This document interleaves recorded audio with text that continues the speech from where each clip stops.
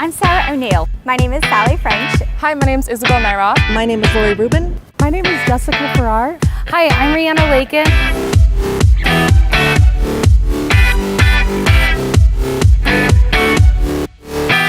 Amelia Dronehart is a group of women from all over the world. We have women in Australia, we have women in Europe, Asia, and the United States, of course. The idea for the Amelia Droneheart group came around about a year ago, and I thought, how cool would it be to bring a group of women together who fly? I look to Amelia Earhart as an inspiration that she pioneered an industry that was male-dominated.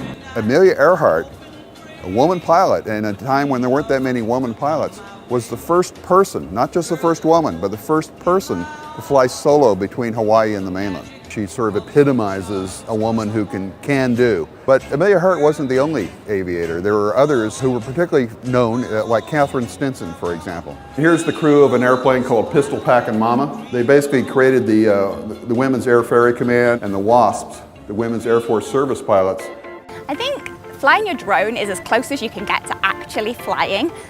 You know, you're in an aeroplane, you're surrounded by the glass windows and you get like a tiny little bit to see out of, so you get a very different perspective. With a drone, you'll tend to be lower to get the really good aerial shots, and you're not surrounded by anything, you're completely free. The experience of flying is awesome. It's something that I never expected I could do even 3 years ago.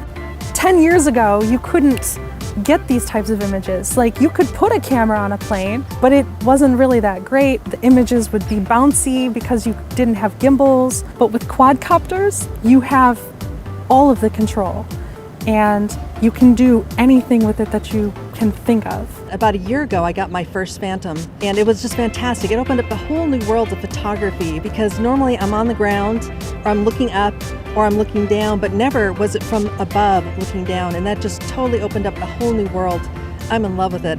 We are currently doing a research project where we do traffic accident reconstruction using drones. So when there's a traffic accident, we can use our drones to take aerial photos of that and analyze them to see what can we do in the future to avoid accidents. Journalism can really benefit from having drones. If you're looking at a protest scene, a ground photo might show just 2 people at the protest, but an aerial photo can really give you that perspective of just how many people were there. David and I having our drones together has really changed our whole lifestyle. The actual flying of the drones is something that's like interwoven into every aspect of our life. We plan trips around it, we plan days out around it, we go out with our puppies and film them, and we film each other, and we film the drones doing like a little drone dance. I certainly thought I was one of the few female drone pilots. I've since learned that there are so many out there. You know, a lot of us have met each other on Facebook, and then this Droneheart community happened.